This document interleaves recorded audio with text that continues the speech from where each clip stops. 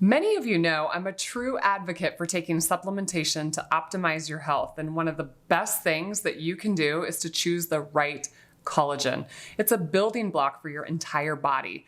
I was introduced to the Sparkle Wellness product, the Skin Boost Plus, about a year ago, and I've been taking it ever since.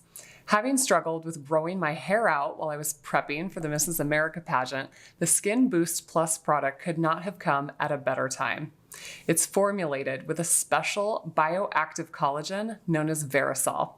Verisol collagen is scientifically proven to reduce the fine lines underneath the eyes, around the mouth, and also grow stronger and healthier hair. It truly is feeding your beauty from the inside out. Skin Boost Plus not only contains the Verisol collagen, but it contains hyaluronic acid as well as vitamin C, which aids in skin health and boosts your immunity. This is super important these days. In addition, Skin Boost Plus Sparkle Wellness offers a collagen supplement formulated for joint health called Joint Boost, and a collagen supplement formulated for promoting lean muscle mass called Muscle Boost. So we've got the Sparkle Collagen, the Muscle Boost, and the Joint Boost. And right now, you can get any of the Sparkle Wellness collagen supplements from Amazon or from their website, which is lovesparkle.life, and you can use my code. It's Dr. Fit, that's DRFIT, and that will get you 20% off their delicious range of collagen products for skin, joint, and muscles. Thank you to Sparkle for your amazing products and for sponsoring the Fit and Fabulous podcast.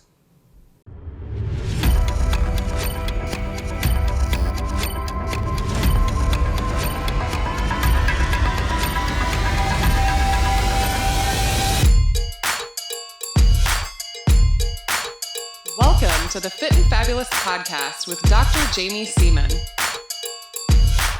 Hey everybody, it's Dr. Jaime and welcome back to the Fit and Fabulous podcast. It's a big day today here on the Fit and Fabulous podcast because today is episode number 1 of season 2.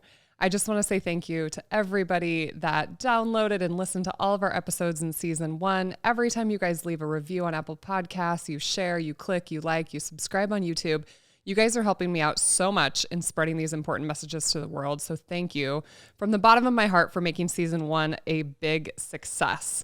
Well, today on the Fit and Fabulous podcast, I have procured the most amazing guest. I had to travel hundreds of thousands of miles to find this guest and pay a lot of money. My kids won't be able to go to college now, you guys. I'm sorry. No, I'm just kidding. This person's pretty near and dear to my heart, quite literally.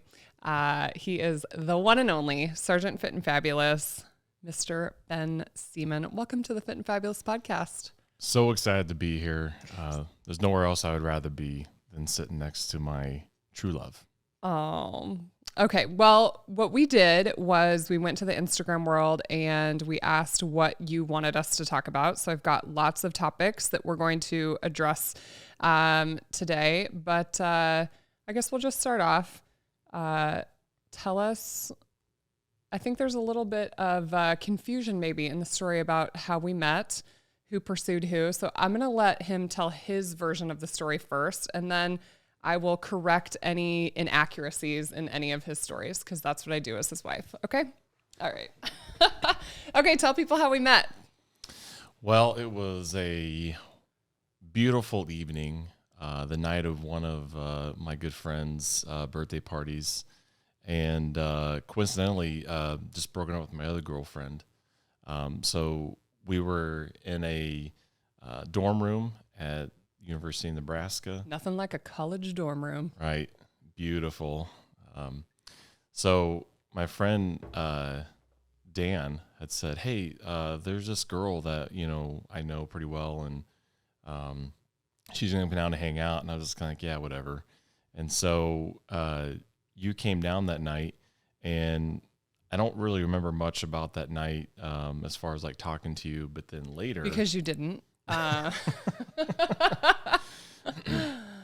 But then after that, you went back to your room, and Dan kept telling me that you were interested in me. And I thought that he was just, playing a joke on me, thinking, he's just trying to cheer me up because it's been kind of a weird week. And so you kept coming around. You were busy with softball at the time, and so we didn't see you. We had just started traveling. So for anybody that doesn't know, I played college softball at Nebraska, and we're a cold weather school. It's April here in Nebraska right now, and it's freezing cold, but we started playing in February. This is when we met, was in February. And so we have to travel because nobody in their right mind would be outside throwing a softball in February, March, or April of Nebraska. So I was gone like every single weekend. Yeah, so one thing I remember is we kept dropping by your room, seeing if you were there, and you never were. And so back in 2004 in college, everybody had these dry erase marker boards on their doors. And so if you wanted to leave somebody a note, you just wrote a note on there. And so we kept leaving you notes. None of this Snapchat crap. Right. No, IG was not around. And so then I do remember you kept calling Dan's phone to then talk to me, and I just kept thinking to myself, this girl's not interested. Like, she's out of my league. Like, I'm not even going to pursue this. And so finally there was one night you asked for my number, and hadn't really dawned on me to even give you my number because I didn't think you were even interested in me. And then we ended up going to, at the time, our favorite Italian restaurant, Gersani's in Lincoln. And from there it was head over heels for you, realizing that you were amazing and that this was going to be something that was very special. You felt that way immediately? This was after our date at Gersani's. Okay. Yeah. All right. But you've told me before, like there was a few like red flags that made you think maybe like it wasn't legitimate. Can you tell people what those were? Yeah, so there was a couple times that we were up in your dorm room, one of these random nights that we had stopped to see you, and I kept seeing pictures on your collage of photos, because once again, everybody had printed pictures then that they hung up on boards, and there was you and this guy that looked like a couple's photo, and I was thinking to myself, why am I even bothering? What am I up here for? Sherry has a boyfriend, and come to find out that was your brother. And it was totally, Thanks, Mom. totally staged like a couple's photo, like, you know, kind of like the only two in the picture. You guys were kind of, his arm was around you and vice versa. I mean, not like embracing, but kind of close. Okay, but yes, but you guys, you know how this was. Like we grew up in the 80s and 90s, like the old, you know, photo. Seriously, my mother, every single year for our Christmas photos, it was like, act like you love each other. Well, apparently it looked like boyfriend, girlfriend photos. So I have a brother that's 2 years older. So Ben would see these photos because I had my family pictures in my dorm room, and he thought it was my boyfriend, which is hilarious because I don't think my brother and I look like we're related. So you don't. You guys do not look like your sister and brother, and your parents weren't in the picture, and so that's what threw me off. Yeah, they would never be in the picture. It was just us, boyfriend, girlfriend looking photos. Think Olin Mills classic mid-90s. That's oh what my it gosh. was. Yeah. I think I even had puffy bangs in a couple of them. Mm-hmm. Yeah, probably so. Okay, so he asked me out on my first date on a night when I had night class. So I think I had to go to school first, and then you took me out to Gersani's, which is this Italian restaurant. What did I order that night? Do you remember? Quizzing him because I do. You ordered the lasagna, wasn't it? Or no? Yeah. Yeah, it was a lasagna. Yeah. Because I didn't want to be eating a noodle that I had to like slurp and be like flopping right. all over my face. We were not low carb back then. No, that was a very carb filled first date. I had the taste of Italy, which is like a trio of like lasagna, Parmesan, and spaghetti. Yeah, we had lots of garlic bread and deliciousness. So yeah, okay, so he finally asked me out on, I mean, most of the story is true, but I had to pursue him. I'm not going to lie. It was a couple months of work. I had to call someone else's phone. I had to ask for his number. I was like, are you going to kiss me? You're going to ask me out on a first date? But you were putting in all the work. It somehow worked out. Okay, so so we met back in college, and we are going to be married very soon here for 14 years and almost together for 20 years. Mm-hmm. That's crazy. It's crazy. Crazy how time flies. So we met in college. We got engaged and before we graduated college, and then Ben started with the police department, and then I graduated, and I had 1 year off before medical school, and then we moved to Omaha and started a family. Yeah. Bought our first house in 2008. Yeah.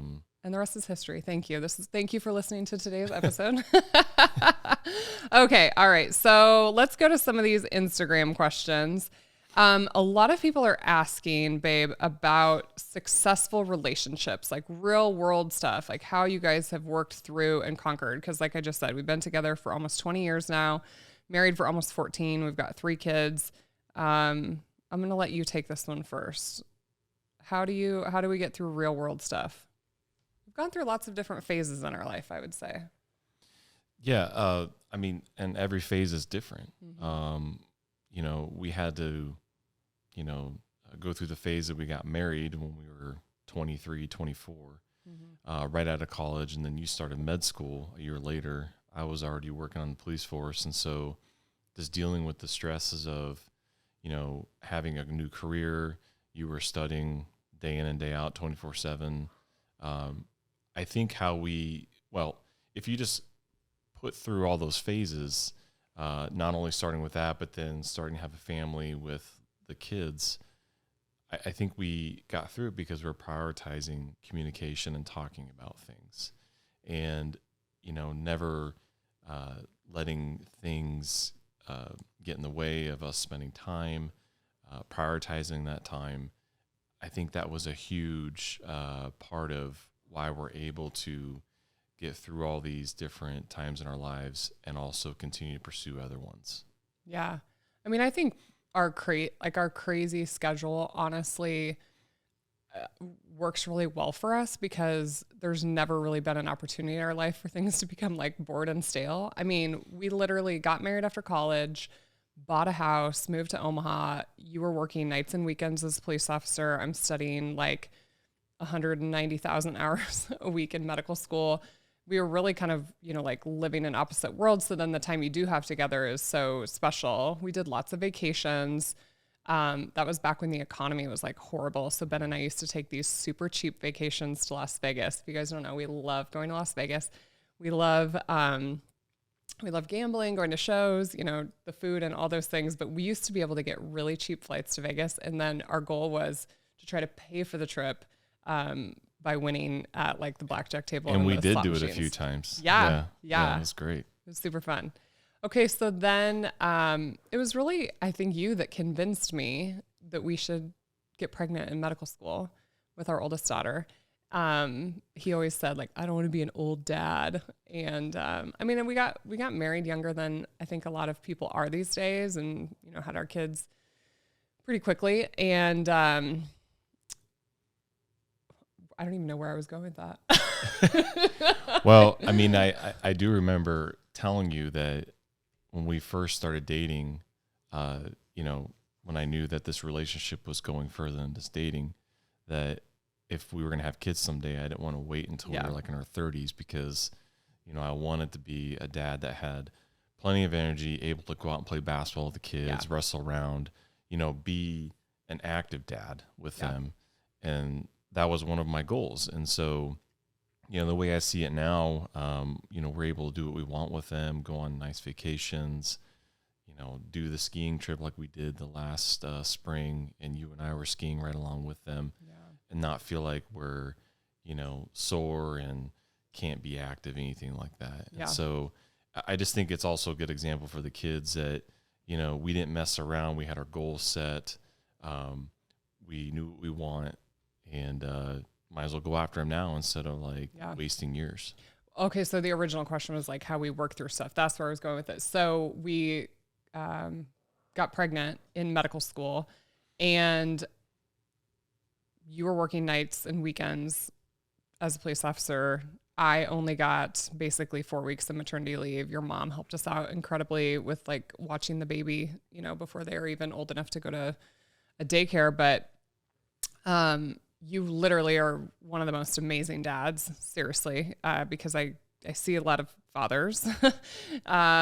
You know, I only see them in the delivery room and things like that, but we know other fathers, you know, in our world. And Ben is just such an amazing dad to our girls and so engaged with what's going on in their life. And in the early days when our girls were born, I joke that he changed more diapers than I did. Like, that is just the plain honest truth. We kind of like had a deal, bring this baby home. I'll feed the baby because I was breastfeeding, and Ben would change the diapers. So We've always just figured out how to,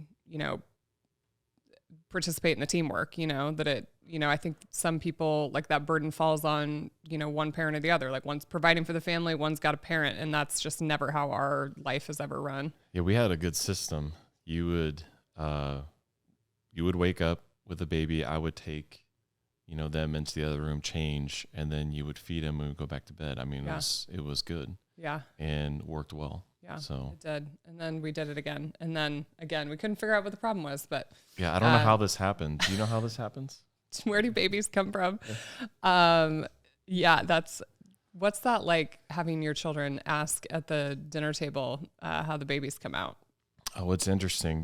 Being married to an OB-GYN, there is some very graphic conversations that come out at the dinner table. And you know what? And this is what I think is great is that I think you and I both agree, and especially you, have taken the stance on if they ask about these things, like we're not going to sugarcoat things. You were just going to be honest about, this is your vagina. It's called a vagina. We're not going to call it anything weird. Mm-hmm. And this is where babies come out. And I think if they have an early understanding of how that works, they're not going to be confused later.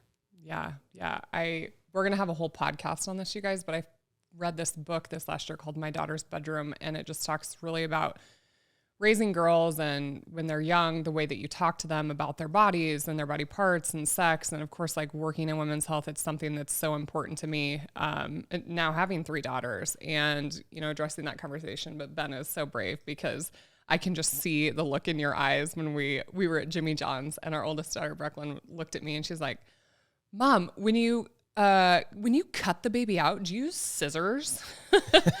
And I answer the question and then and nobody knows our oldest daughter, she is like info. She wants to know all the answers, question. And I can see Ben's face over there like, please stop answering the follow-up questions. Yeah, she just wants to keep going and Jamie's giving more information. And I'm like, here we go. And then, that one night we watched all their birthing videos because, with Jamie, she wanted all her births. Oh yeah, let's talk about recorded. that. What was it like? So I had a completely unmedicated birth with our last 2 girls. The first one I tried, but it was a horrible, awful labor. But what was that like for you? I think there's dads out there that want to know that experience maybe. Well, number one, being there to support you was my number one goal. Just trying to help you with anything you needed at that time. But to watch you go through the process of having all 3 of our girls, I mean, it's very eye-opening, but also just understanding what a woman in general goes through having your kids. You had never seen like a birth before? Never. Like, not even, like maybe whatever they show on TLC. Maybe like a cow or like an animal of some kind. So growing up, really good friends that had a farm. So I'd been out, working around there. So I'd seen that, but it was just, seeing somebody you love go through these stages of birth was quite interesting, from the noises you were making to the different swings in mood. Yes. And to capture a lot of that on video was interesting. And then to go back and watch it, maybe a little PTSD moment there, but that's okay. Were you freaked out? Like, were you?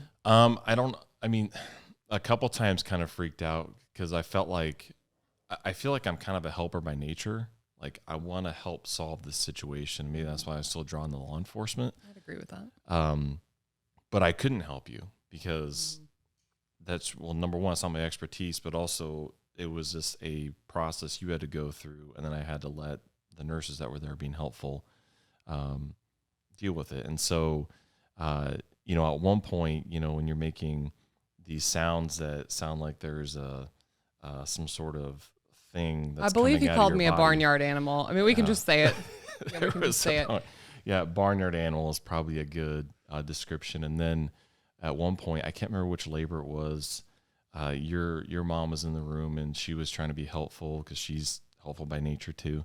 She was a nurse, so she just like nurse brain. She's, it's her daughter. Yeah, and so she's bedside with you, trying to whisper some words of encouragement, I believe, into your ear because you're going through a pretty heavy contraction. And you turned to her and like snapped at her. I can't remember what you said. I believe I said, shut the beep up. Yeah, I think that's what. And I looked at Karen and I said, Karen, that's why I'm over here in this corner right now, just doing my thing and just wait until they tell me it's time to push. So Yeah. It's funny. Yeah. I mean, I see so many different dynamics in delivery rooms because a lot of patients will have like a paid birth attendant called a doula. And I think sometimes it's nice having that neutral person. I loved my birth team, like my nurses. Like I pretty much got to handpick everybody, that was there. It was kind of nice working in the hospital and having those people. But dads, like some of them are so awesome, and you are, but it's like, and you know me, like I'm a person that I don't want help. Like I'm just like, I'm gonna sit over here and I'm gonna do this and like just stand back. yeah, you would sink with the ship before you asked for help. Exactly. Okay, there you go, you guys. Titanic goes down. I don't want any help. I will get on my own lifeboat, or I'll go down with the ship. We'll see. Well, and then I made the mistake during, I believe it was Brecklin's delivery or first. I had pretty much stayed up with you yes, all night. Oh, wait. No. Yeah. What were you actually doing all night? Well, I was there supporting you and watching The Fugitive at the same time. He was watching The Fugitive. Which is a great movie, by the way. It was a horrible long labor. It was like 26 hours. My baby was what we call occiput posterior, so she was like sunny side up, and it was a horrible labor. And he watched The Fugitive, and then when it was time to have the baby, nobody could wake him up. They had to sternal rub him to wake him up. Okay, in my defense, though, he was pretty much dead. I was told to take a nap because it was going to be a couple hours before you started pushing. A direct quote from the nurse. And no, they said she'll have to push for a couple hours. Okay, well, anyways. But I didn't. They thought I was dead, and Jamie thought she was a widow already. Thank God he woke up. And the funniest part, I remember this. He was filming, and he was holding one of my legs, and like the baby comes out, and he's like, "Oh my gosh!" And he just like drops my leg. I was so excited to see. Thankfully, you didn't drop the baby or the camera. So, yeah. But then that's another cool part. And for any dads that are listening, we didn't know we were having. No, it was a total surprise. I was convinced it was a boy, and I think it had you confused then when I said it was a girl. Oh yeah. When she came out, but no, that's the other cool part is, when you get to go through that process, with you and whoever's listening with your own wife, then I got to cut the umbilical cord. And that was probably one of the most fond memories I'll have of that, just being able to participate in that. Yeah. Okay. All right. Let's move on from birth. Okay. Somebody says, what do you two argue about the most? You get this one first. I'm interested. I'm very interested to hear this answer. Let's see. It usually has something to do with, going back to the helping thing, like sometimes I feel like I want to help you with something, but then you push back and it's, no, I can do it on my own. And I think it happens quite a bit, like if we try to do projects together. You want to take control of the situation, and I'm trying to like assembling something with 1,000 parts to test your marriage. And we've built tables together and other wood structures, and they turned out great. But there definitely was times, not only just with that, but other things that pop up that I'm trying to feel like I'm contributing, and you just totally shut it down, like, nope, I'm taking over. And that's just kind of your type A personality. So we really argue about dumb things. It is like, we don't have we don't have arguments over finances or anything like that, money, nothing like that. Because I would say for the most part, we're pretty squared away as far as an agreement on finances and that sort of thing. Yes, I run the house. Yeah. He does what I say. Listen, and that's how good households run is, happy wife, happy life. So, well, but there's things that I'm in charge of and then things that you're in charge of. Right.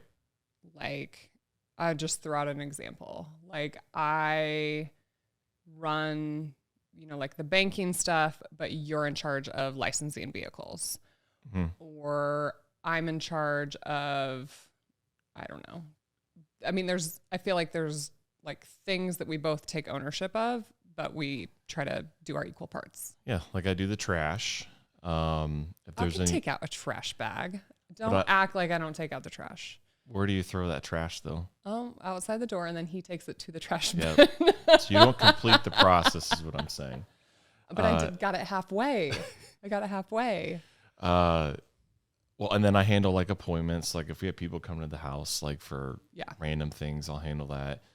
You hate talking to car dealers, so I usually handle that, which I hate it too. No offense to car dealers if any car dealers are listening, but it's so painstaking talking to people that are in that business. Even when it comes to parenting, you know, because of our crazy work schedules, like he used to come home when he worked nights, and then, you know, like I would do the morning routine and like you would do the nighttime routine. And like you do a lot more bedtime than I do, because a lot of times I'm trying to wrap things up at the end of the day, and I wake up super early. So, you know, I think we like tag team in that regard too, even with parenting. Well, and the girls are still at the age that they request to be carried upstairs. And I'm not gonna lie, I kind of like it.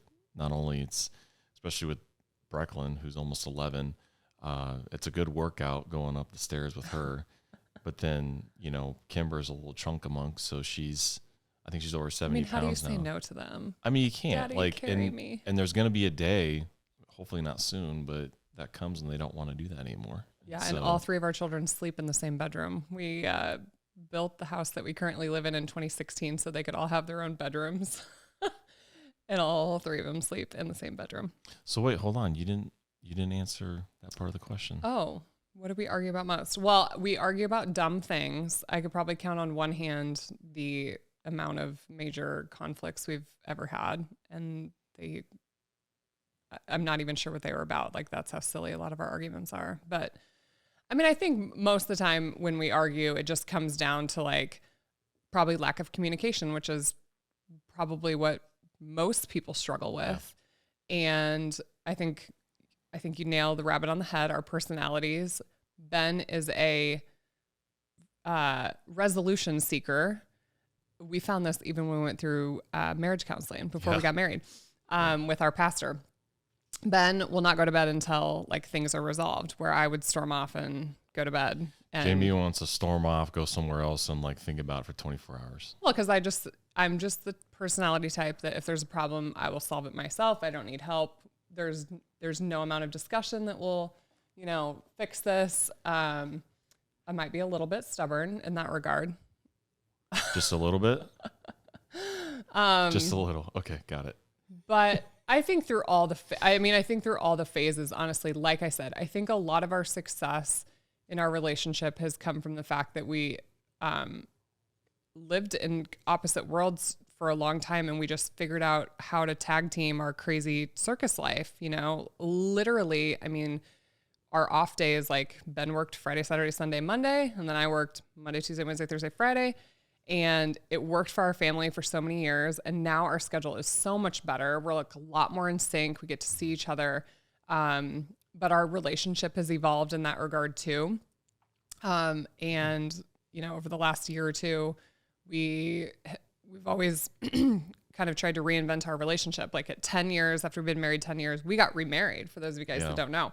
Our 10-year anniversary, I put on my wedding dress. We got our pastor that had married us previously. We had a ceremony, like we invited people, we had a celebration, you know, everybody's looking for a great reason to party, but we renewed our vows basically, because I felt like at 10 years, you're different people, you're at different places in life. I wanted our 3 kids to like witness that, you know, they weren't at our wedding. And we're going to do it every 10 years. We've kind of promised each other that. It was an amazing experience. I mean, it kind of took me back to that initial day, you know, and plus the powerful thing of the little girls, you know, experiencing that and witnessing it, I think just further shows them like the commitment you can have in a relationship. So. Yeah. I mean, it's work. Like you don't just marry somebody and then, I mean, it's just like anything. Like if you want to have a successful career, like you have to put in the work. This is every relationship, not just with your spouse, but like with your friends, with your boss, with your mom. Like it comes down to, I think one thing that really resonated with me is, when we did training, you know, with Tom Shea last year, a relationship is defined by basically supporting, obviously being one with somebody, that's awesome and spiritual and symbolic. But what that means is essentially like understanding what your partner's physical, intellectual, and financial goals are. Mm-hmm. And like, how do you support those, and vice versa. And as our life has kind of evolved and our different careers and different businesses, and now we have like this new business together, figuring out how to support each other in those capacities. But one thing that we started to do, and we're not perfect with it either. Like, I don't want people to think that we have this perfect, awesome relationship because I'm like, oh, we fight about dumb things. I mean, but 15 minutes a day, 5 minutes of sharing, 5 minutes of listening without judgment, which is a skill that has to be like learned and cultivated. And then just 5 minutes of like physical touch. And it doesn't mean having sex every night, but just even like hugging each other, embracing each other, like just having that physical, intimate connection. Yeah, I love it. I mean, just being able to have that, like I said, even if it's for 5 or 10 minutes, I mean, it's amazing because I am more of I want like a hug when you walk in the door or when you leave, or like a quick kiss. Like that's just like more like affirmation to our relationship. And I'm not gonna lie, it makes me feel good. He likes to have his butt grabbed. He's a physical touch guy. Okay. Yeah. All right. Okay. Let's move on from all the arguing about what we argue about. Okay. A lot of people asked family eating together. Does your family eat the same type of food? Well, I guess tell people back in 2015, 2016, when I was like, hey babe, I think we should be keto. Like, tell people about that transition. Like, what did you think? Because I had tried to diet and lose weight and all those things. Yeah, we had done multiple things from, eating paleo to everything under the sun. And it just didn't seem to be working for us. And I remember it was right before Easter weekend of 2016, because I think we were going down to spend time with family for Easter. You would talk to me about eating keto, and I didn't know what you were talking about. It's like Cheetos? Yeah, sure. Like, yeah, sure. Cutting out carbohydrates, and at the time, I really didn't understand what a carbohydrate was. I just ate whatever I wanted to. And then you start talking about Prove It, which has ketones. Yeah, like exogenous ketones. Yeah, that we were going to start drinking these flavored drinks, and was going to help us go into ketosis. And I mean, you're all about the science, and I'm totally lost in what you were talking about. And I was like, okay, well, I mean, I feel like I've been a very supportive partner through the years, and I'm thinking to myself, all right, well, if she wants to do this and she thinks it's a good idea, you know what? I'm going to jump in and do it with her.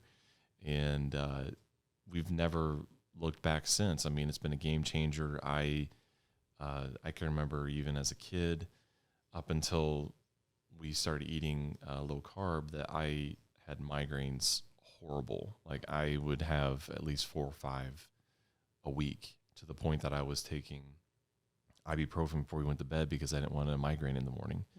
And since we've kind of changed our lifestyle with that, eating low carb, all those are gone. I occasionally have them, but that's because I'm low on sodium. And so that part, thinking about it back then was kind of crazy, but now it's just part of our life. I don't think I can look at a hamburger the same way. I mean, I eat the burger, but I don't eat the bun, and that goes with a lot of things. I just don't need it anymore. Yeah. So, yeah. Your migraines went away, your allergies improved. Like there was a lot of things that actually neither of us were really expecting. I mean, I just wanted to lose weight, and you're just being a supportive partner. And that's something I run into a lot in my clinical, setting, is I'll have women that come in and they're like, well, I want to do this, but I have a lack of support. Like my husband won't do this with me. Like he likes ice cream, or like he wants to eat bread, or, whatever it is. And so, I applaud you for saying yes, and here we are. Well, it's more about fabulous lifestyle. Yeah, I mean, it's more about like at the time I'm thinking, what is this? Like, this doesn't make any sense. This goes against everything that we've been taught or told.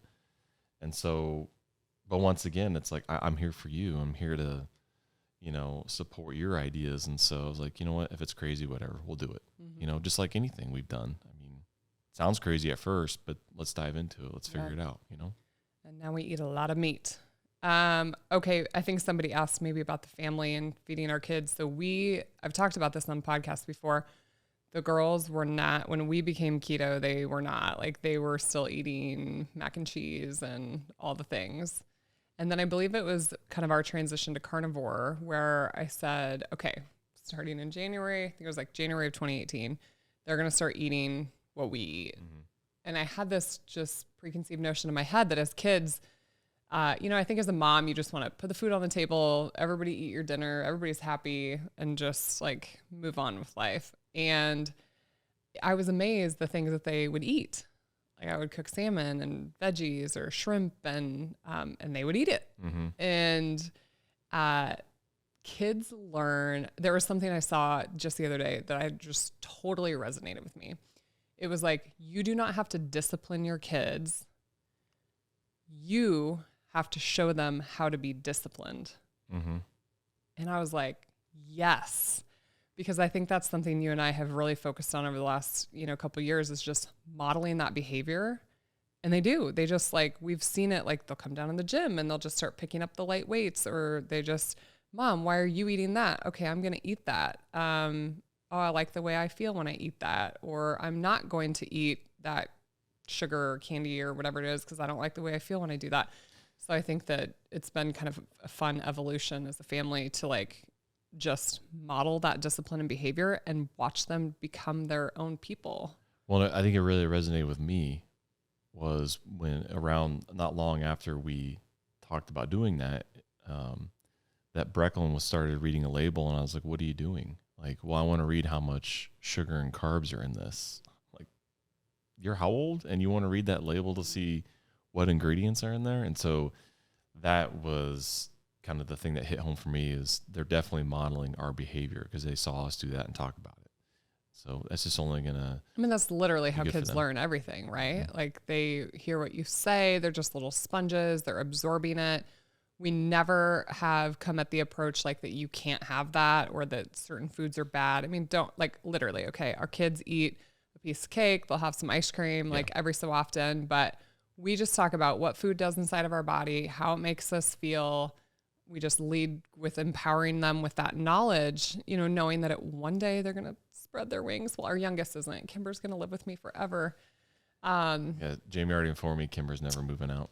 Maybe when she's 50. Okay. But I mean, I just think that that's what you do as parents. Like, you have to model that behavior, and, like, you show them how to be disciplined. And, like, they see me wake up every day at 5 a.m. Like, they come down to the gym when they wake up in the morning, and they, entertain me for a little while I'm working out. Like, they watch you work out. Like, they watch what you put in your lunchbox. They see what we order at restaurants. Yeah, they come up with us to upgrade, and like Breck wanted to start working out on the machines up there. Yep. So I she's big enough now that she actually fits on the machine. So I gave her a tag, and when she comes up with us, she goes around and works out. So it's perfect. It's awesome to watch that. Okay. Let's talk about life as a police officer. Did you always know you want to be a police officer? Tell people, somebody wants to know one of the craziest stories from being out on patrol, if you got one. Okay, so I didn't always know that I wanted to be a police officer. I had always thought I'd be somewhere in the public sector once again, wanting to help people resolve situations. And I was about halfway through college, and my mom had some friends that their spouses were police officers. And so I went and did a couple ride-alongs. And once I did those ride-alongs, I was hooked. I was like, this is awesome, not only because of the adrenaline dump that you get like in, a couple minutes of doing something, to actually feeling like you're making a difference and actually helping people with their situations. And so it wasn't, long after we graduated for college, I literally started academy a week later, and I got hired at Lincoln Police Department, which was a great experience. And for anybody that doesn't know, I actually officially left the police department in August of 2021. we opened up our new business. Official announcement, you guys. So for anybody that didn't know, yes, I am officially, quote unquote, retired from being a police officer at this point. But getting back to, I guess, crazy story. I mean, there was, you know, I could tell you numerous things that, you know, I dealt with on a day-to-day basis. Anybody that hasn't ever been in law enforcement would think, oh, that's crazy, but it just kind of became mundane, you know, just part of the job. There definitely were times that there was close calls. One in particular that usually comes to mind is when I was working in white-collar crime with our department. The white-collar crime division did bank robbery, forgery, fraud, embezzling. You know, you go to work in slacks and a shirt, and you're like an investigator. You have banking hours. That's what we used to call it. You work Monday through Friday, 8 to 4. You know, nothing's going to happen, right? I mean, it's a pretty laid-back position. And there was one time where we were going to talk to this gal who was just wanted for writing forged checks. And, you know, when you get in positions like that, when you're not facing things day in and day out because you're sitting at a desk inside, you kind of get lackadaisical. And that's, you know, one of the parts of the job that you have to like try to stave off, but it happens. And so me and another guy I was working with went into this car dealership in the middle of the afternoon because we were looking for this gal. They had told us that she was alone. Once again, never assume anything. Get in there. I had my radio, but it was off.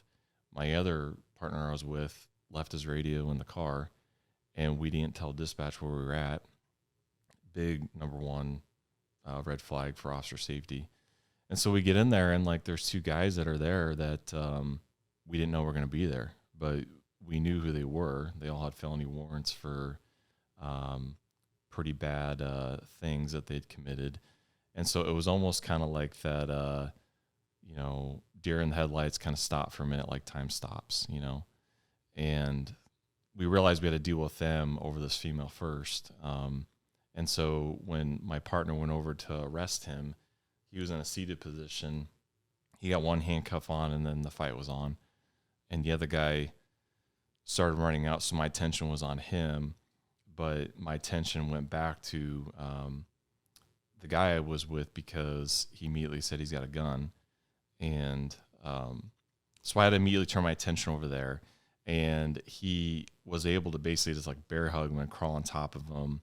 And I was able to, you know, pull my weapon and address him and just hold him long enough so we get handcuffs on him. And it turned out that he actually had a gun in his waistband that he couldn't get out because it was stuck on his belt, essentially, because he was in a seated position. So talk about a lonely moment. I mean, I'm there with Donnie, who, you know, was my partner that got him in handcuffs, but it was kind of like that, okay, what do we do now? Nobody wants to move. Like, we're all just like looking at each other. So I literally had to yell at the guys that were still inside, the people that worked at the dealership, can you please call our dispatch? Like, they don't know where I'm at. Yeah. So that part was interesting just because, you know, you understand like why those things are important. Yeah, like super scary moments. Like, well, just like, you know, not getting lackadaisical and not letting your training, you know, go out the window in like important situations. And so I distinctly remember coming home that night because I was like really late because we had to do a bunch of paperwork for that. And, you know, not wanting to tell you about it because, you know, there's numerous things that, you know, you probably wouldn't think were a big deal, but I just didn't tell you about because I didn't want you to worry about me at work. So that was probably one of the more, I would say, crazy stories about, you know, just being at work and having close calls. And honestly, it took that situation because not long after I got promoted that I understood to tell even like the new people coming through, as well as the veterans that have been there 20 years. Like, I don't care how dumb you think it is to call dispatch and tell them where you're at. I don't care if you're going to somebody's house to talk to them about being a victim of a theft, you know, like they're the victim. Like, you need to call dispatch and tell them where you're at, because you never know when something's going to pop up and you can't deal with it, and you need people there. So, but what's interesting, and one more thing about that story is, you know, we use, you know, different things as evidence against people and things to present in court. And what was interesting is we listen to a lot of jail phone calls on people, like once they go into jail, and it doesn't matter how many times they're told that it's recorded or it's being monitored, they still talk on the phone about things, you know, and you use that as stuff for evidence. You give it to the prosecutor and like, listen, they just admitted to doing what they did. So this guy actually was on the phone with his friend after the situation, telling his friend that he actually shot at us. Like, I was just like, Big tough guy. yeah, I mean, talk about trying to make it sound like you're the big bad cowboy, whatever, that you actually fired at us. And so I, of course, immediately downloaded that video and I took it upstairs and I'm like, hey, you need to enhance this guy's charges to attempted felony assault, because he's basically admitting that that was his intention to pull a gun and shoot us, essentially. And so, you know, those are those little things that, you know, I think about when, you know, I look back on, you know, the good career I had. And don't get me wrong, it was a great 14 years. You know, I mostly miss the people, though. I mean, the people I worked day in and day out with. You know, some people are still there, some have moved on. But that was the part that I'll miss most about just having those relationships with people. Yeah, I remember when you became a police officer, there was somebody who was a retired police officer, worked at the university, because I was a college athlete at the time, and they looked me straight in the face and they said, he'll never be the same again. And, you know, it's like you take everything with a grain of salt, you know, just like people told me, your marriage will never last in medical school. You know, people give you unsolicited advice all the time. Yeah. But like now I know what he meant, because it's a job that it's life and death. Like in my new book, Hard to Kill, by the way, coming out this summer, a little plug for that. I talk about how you're actually most vulnerable when you're most comfortable. You know, like you get into like, oh yeah, I got this diet down, or like, oh, I'm like, things are going pretty well. Like that's usually when you let your guard down, when you're the most vulnerable. And unfortunately, as a police officer, like that could mean your life. As a doctor, like that could mean life or death. And in your early career, we used to come home and exchange stories all the time. Like Ben would come home as a police officer and he's like, oh my God, this crazy thing happened. Like I almost got shot at today. Or, you know, like, and not to that extreme. It wasn't like that, but I'm just giving you an example. And then I would, you know, tell crazy stories from my day. And that was, you know, but then like as the years went on, that slowly just like stopped happening because we needed to be able to come home and decompress and just not talk about all the crazy, awful stuff that happens in our lives. You know, we both were dealing with like those extremes. Don't worry, our dogs are just like running around like crazy people under our legs right now. It's a family-friendly podcast. I was gonna say, this is how normal life is. Where's the children? Yeah. They're at school. But what I was saying was, at first I enjoyed hearing the stories, and then you stopped sharing them. But honestly, I didn't want to hear them. You know, it was like just like head in the sand, because I could never do what you do. I could never be a police officer. Like I'm just gonna like throw that out there to the world. I hate conflict. Like I don't like arguing with people, but it's interesting the skill set that we each have. I feel like when it came to parenting or our relationship, I always joke that he is a better parent. Like I think he's a better parent. He has these de-escalation techniques. Like it's funny, like when I watch him with our kids with a conflict, like I can see him on the street, you know, doing his thing. And well, it's interesting you say that, because I mean, I doing that for 14 years, even when I became a supervisor, Of course, one of the glorious things of being a supervisor is you get to take complaints from citizens, because they thought the officer was quote unquote rude. Or you get to be sued. Ben was sued. I was never been sued. Yes. That was a fun process.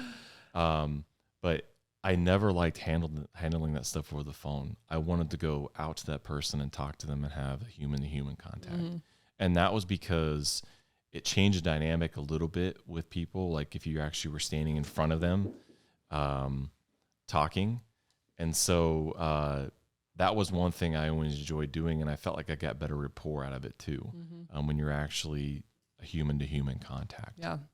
So as Ben made this announcement, he left his almost 15-year career with the police department, and we opened up this new business, Upgrade Performance Institute, here in Omaha, Nebraska.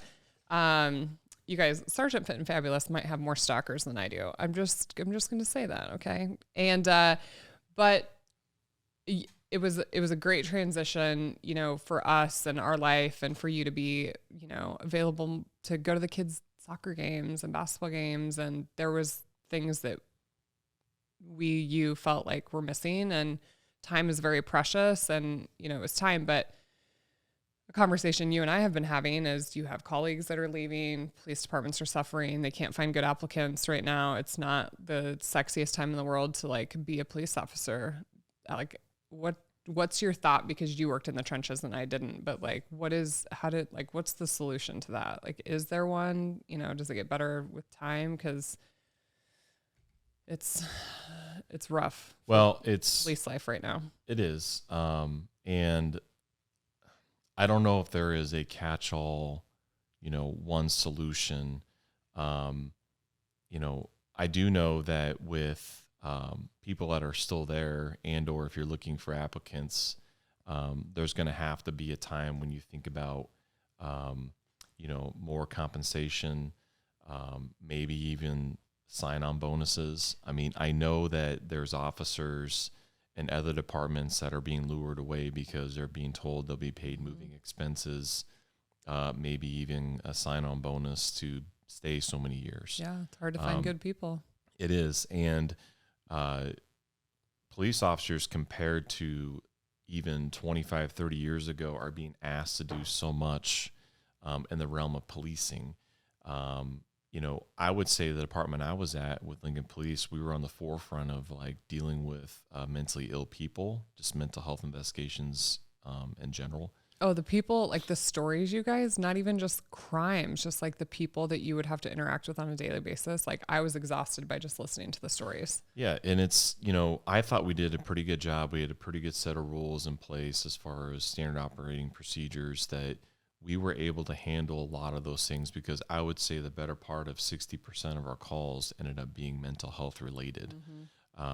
And we were lucky to be in a community that had good resources that we get those people help without, having to. Yeah, thank God when someone calls, you guys showed up. Right. And so, it starts with, support, trusting the system. I'm not going to sit here and pretend that there's not bad police officers out there. There is a bad person in any profession. There's bad doctors. Yeah, there's bad lawyers. There's bad ministers. I mean, there's bad everything. When you have a profession that has almost 1 million people in it, you're going to have bad apples. And so, but you need to understand that continuing to say that you are going to take away your resources from the police department so they can't deal with things. My question to those people are, well, what's your solution? Is your neighbor going to handle the guy that's walking around with a sword being crazy? We're going to take away your guns. We're going to put cameras on you. Yeah, you guys are under a microscope. All I have to say is good luck with, dealing with that person when you're not going to do it with words. There are certain people you can go and de-escalate with words.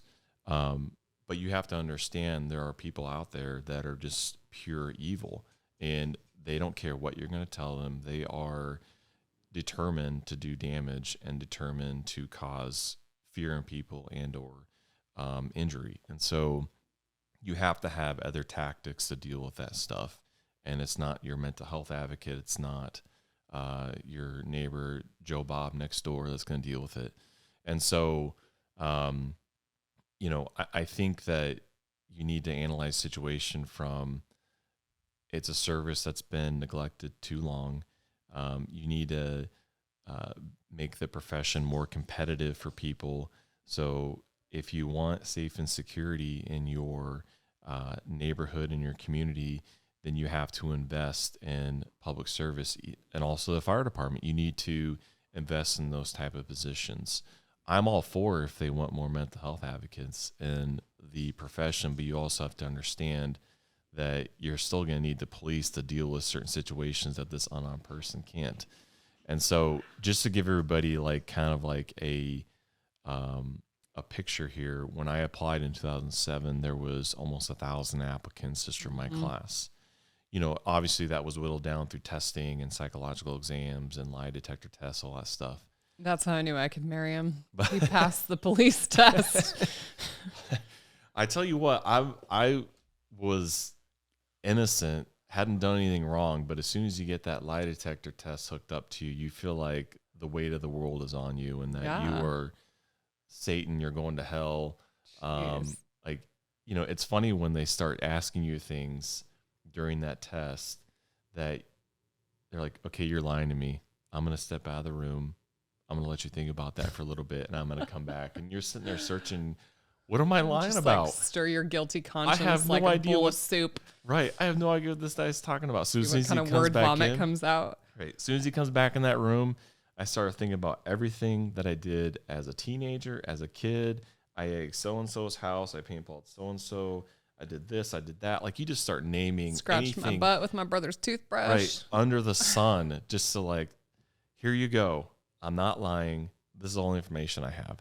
And so I kind of went down a rabbit hole there. But, you know, we went down from 1,000 applicants to a class of 21 when it's all said and done. And so, you know, I think people need to understand it takes a special person to do a job like that. Yep. It takes a certain support system.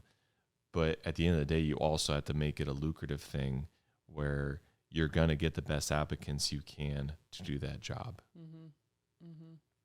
Yeah. Thank God. Like, thank God for our men and women who serve in our military, that are willing to put their lives on the line. Thank God for your local police. We absolutely support, you know, military and police in our home.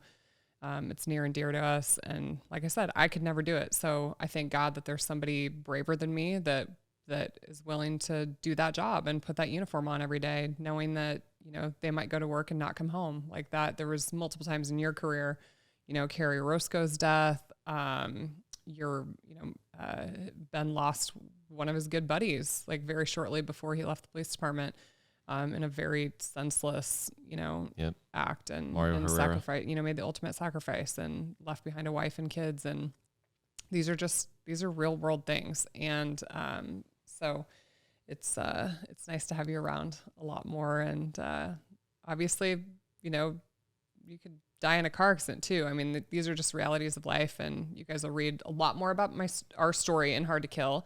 And, the way we live our lives now is a lot different. So, well, let's move on to the last segment of the show. For those of you that don't know, it's called the Semen Analysis. And there is so much semen on this episode. It's like double semen going locked on right and now. Locked and loaded. There's a loaded gun here. Okay, let's start the Semen Analysis by talking about that. Was there anybody when you were like, hello, I'm Sergeant Seeman? Like, did anybody laugh at that? Like, was it just ever in your career? Oh, there's numerous times that, you know, men or women? It was a combination of both, where they would re-ask what your name was, or if you just said it, they would burst out laughing. And it was always interesting because I would keep a straight face, like, what's so funny? Like, I don't understand what you're laughing about right now. You know, just kind of play the game right back with them. It was especially prominent in my days when I worked downtown in the bar district with drunk people. Nothing like a drunk college girl. You know, tell the truth. There was a lot of truth telling going on down there, especially when dealing with somebody drunk. But that's where it happened majority of the time. And okay, tell us the funny story from when you worked drunk college days. So, you know, there's so many of them that I'm just thinking of that highlight video, the girl in the parking garage. So we have, so once again, our department, I felt like before anybody was talking about body cameras, we had body cameras back in 2010. And this was mostly a pilot program with the bike patrol. I was on bike patrol for a year in the downtown district. So they basically put a body cam on two of us to record video so they could cut it up later to show our city council how bad things can get on a Friday night in our bar district. So our video guy at the department made a highlight reel that looks like a Cops episode. It's pretty cool. It's awesome. Me and another good friend of mine, Eric Messersmith, was the guinea pigs for these cameras. But him and I got called to a stairwell in one of the parking garages downtown, and there was a guy that was shirtless, pants half buttoned on one side of the stairwell, and then I went in and found the female half dressed, standing in the stairwell. Oops. And of course, you know, trying to talk to him, very evasive, doesn't want to tell me what's going on, but also drunk. And eventually it comes out that the guy that my friend Eric is with is the friend or the boyfriend of one of her friends. Boyfriend's friend. She was in the stairwell with the boyfriend's friend. The police caught them. Yeah, and she is nowhere around. And what caught us onto this was we were walking by and some guy comes out of the stairwell and was like, hey, there's a male and female, her shirt's over her head in there. Like, I think you should go check out what's going on. It was not an assault. They were definitely getting it on in the stairwell, and that was somebody else's boyfriend. And she definitely did not want us to go find her and tell her what was going on. But you know, what's interesting is how far people will go to evade telling you exactly what's going on in a situation. You know, they'll walk away from you. They'll run interference as far as, you know, trying to distract you. But that wasn't the first time that ever happened. We caught somebody or two, a guy and a girl, people behind a bar, like actually in the alley behind a bar by a dumpster, literally right next to the back door to this People have entrance. Sex in crazy places. And this was also somebody else's boyfriend with a girl out there. It's like, it's never their spouse. And of course they were naked. So, you know, there's going to be some criminal citations. Do you arrest naked people? Do you let them put their clothes on? Or you just like throw them in the back naked? They have to do it with handcuffs on. So it's more of a challenge, you know? He also used to have to clean vomit out of his police cruiser. Like when you icky, gross people puke in police cars, like that officer has to hose that out. There's a reason it's made of hard plastic in the back. There's a reason it's hard plastic. Someone's husband, you guys. That you have to take it straight to the garage and use a hose on it. And that's why those seats last longer. Yeah. And why it's not comfortable to sit on those. But the most awkward part about that previous story was we had to go back in the bar and find the current boyfriend standing there holding the purse of the gal, and explain to him, hey babe, hold my purse. Yeah. I'll be right back. Why girlfriend was going to detox with her criminal citation for decent exposure. So that was kind of awkward. But you know, going back to what you were talking about, I mean, that part of the job is dealing with, you know, homeless people, transients, drunk people that want to puke in your back seat. So that was a very fun time in my career. Yeah. He used to have like all their names and date of births memorized.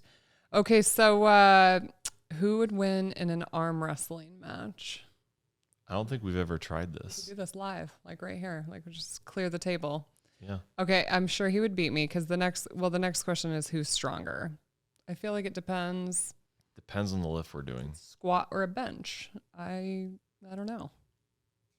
I mean, definitely you have more experience with squatting, hand cleaning, that sort of thing. I like pull-ups and benching, and so I would say it's more of like an equal, probably have the edge on squatting.